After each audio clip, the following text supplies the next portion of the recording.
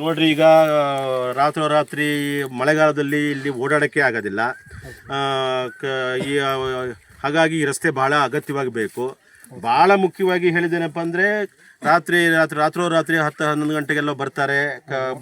ಬೇರೆ ಬೇಲಿಯಿಂದ ಹೋಗಬೇಕು ಅಂತೇಳಿ ಕಂಡ್ವಿ.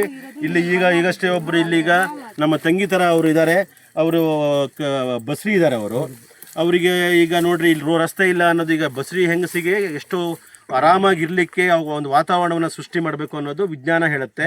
ನಮ್ಮ ಹಿರಿಯರು ಕೂಡ ಅದನ್ನು ಮಾಡ್ಕೊಂಡು ಬಂದಿದ್ದಾರೆ.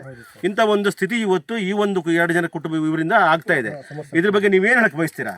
ಸರ್, ಇಲ್ಲಿ ಒಂದು 10 ಮನೆ ಹೊಸದಾಗಿ ಮನೆ ಆಗಿದೆ. ಅವ್ರಿಗೆ ಮೂಲಭೂತ ಸೌಕರ್ಯಗಳು, ಹುಲ್ಲು, ಕಟಿಕೆ, ಸೊಪ್ಪು, ಅವ್ರ ಅಗತ್ಯ ವಸ್ತುಗಳು ಹೊಡೆಯೋಕೆ ದಾರಿಗಳಿಲ್ಲ. ಟೋಟಲಿ ಬೇಸಿಗೆಯಲ್ಲಿ ಬೇರೆ ಜಮೀನಲ್ಲಿ ದಾಟಿ ಬಂದ್ಬಿಡ್ತಾರೆ. ಮಳೆಗಾಲದಲ್ಲಿ ಅವ್ರು ಬೇಲಿ ಕಟ್ಟಿದ ನಂತರ ಅವ್ರಿಗೆ ಹೋಗಿ ಎಲ್ಲೂ ಜಾಗಗಳಿರಲ್ಲ. ಈ ರೋಡ್ ಅವಶ್ಯಕವಾಗಿ ಎಲ್ಲರಿಗೂ ಬೇಕಾಗಿದ್ದ ರೋಡ್. ಇಲ್ಲಿ ಹೊಸದಾಗಿ ಮನೆ 10 ಮನೆ ಹೊಸ ಮನೆ ಕಟ್ತಾ ಇದ್ದಾರೆ. ಅವರಿಗೆ ತನ್ನದೇ ಆದ ಮನೆ ವಸ್ತುಗಳಾಗ್ಲಿ, ಬೈಕ್ ಹೋಗಕ್ಕಾಗ್ಲಿ, ಇತರೆ ವಸ್ತುಗಳು ತಗೊಂಡು ಹೋಗಕ್ಕೆ ದಾರಿನೇ ಇಲ್ಲ. ಮಳೆಗಾಲ ಬೇಸಿಗೆಯಲ್ಲಿ ಅವ್ರ ಮನೆ ಬೇಲಿ ಅದೆಲ್ಲ ಹೇಳಿದ್ದಾರೆ. ನೀವು ಈ ಸಂಬಂಧಪಟ್ಟ ಹಾಗೆ ಈ ಭಾಗದ MLA ಆದಂತ ಮಧು ಬಂಗಾರಪ್ಪನವರಿಗೆ ಏನ್ ಹೇಳಕ್ ಬಯಸ್ತೀರಾ? ನಮ್ಮ ಸಾಹೇಬರಿಗೆ ಏನ್ ಹೇಳ್ಬೇಕಂದ್ರೆ, ಇದನ್ನ ಮುಕ್ತವಾಗಿ ಪರಿಶೀಲನೆ ಮಾಡಿ ಅವರಿಬ್ಬರು ರೋಡಿಂದ ತೆರವು ಮಾಡಿ ರೋಡ್ ಮಾಡಿಸ್ಕೊಟ್ಟು ನಮ್ಮ ಇಡೀ ಗ್ರಾಮಕ್ಕೆ ಅನುಕೂಲ ಮಾಡಿಕೊಟ್ಟು ರೋಡ್ ಆ ಕಡೆ ಲಾಸ್ಟ್ ತಲೆ ಕಾಣಿಸ್ಬೇಕು ಅಂತ ಹೇಳ್ಕೊಳ್ತೀವಿ. ಈಗ ನೀವು ಗ್ರಾಮದವರೆಲ್ಲ ಸೇರ್ಕೊಂಡ್ಬಿಟ್ಟು ಸಚಿವರನ್ನ ಭೇಟಿ ಮಾಡೋ ಪ್ರಯತ್ನ ಏನಾದ್ರು ಮಾಡಿದ್ರಾ? ಇಲ್ಲ, ಮಾಡ್ತೀವಿ ಸರ್. ಯಾವಾಗ ಮಾಡ್ತೀವಿ? 2-3 ದಿನ ಒಳಗಡೆ ಮಾಡ್ತೀರಿ. ಆಮೇಲೆ ಸರ್ ಮತ್ತೇನಪ್ಪ ಅಂದ್ರೆ, ಮೊನ್ನೆ ಅದೇ ಪಾರ್ಟಿ ಹೋಗಿ ನಮ್ಮ ಗ್ರಾಮದರ ಮೇಲೆ 4 ಜನ ಕಂಪ್ಲೇಂಟ್ ಮಾಡಿದ್ರು. ನಾವು ಪೊಲೀಸ್ ಸ್ಟೇಷನ್ಗೆ ನಾವು ಇಡೀ ಗ್ರಾಮದರ 4-5 ಜನ ಹೋಗಿ ಬಂದಿವಿ.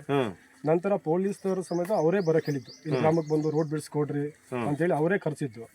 ಆ ನಂತರ ಇನ್ಸ್ಪೆಕ್ಟರ್ ಮಬಲೇಶ್ ನಾಯಕ್ ಸರ್ ಬಂದ್ಮೇಲೆ ಇಲ್ಲಿ ಬಂದು ರೋಡ್ ಸಮೀಕ್ಷೆ ಮಾಡಿ ಮನೆಗಳು ನೋಡಿ ಪ್ರತಿಯೊಂದು ಇಲ್ಲಿ ಜನರ ಮೀಡಿಯಾ ನೋಡಿದ್ಮೇಲೆ ಇದು ರೋಡ್ ಅವಶ್ಯಕತೆ ಬೇಕು ಅಂದ್ಮೇಲೆ ಅವನಿಗೆ ಬಂದು ನಿಮ್ದೇ ತಪ್ಪಿದೆ, ರೋಡ್ ಬಿಟ್ಕೊಡ್ರಿ ಅಂತ ಹೇಳಿದ್ರು.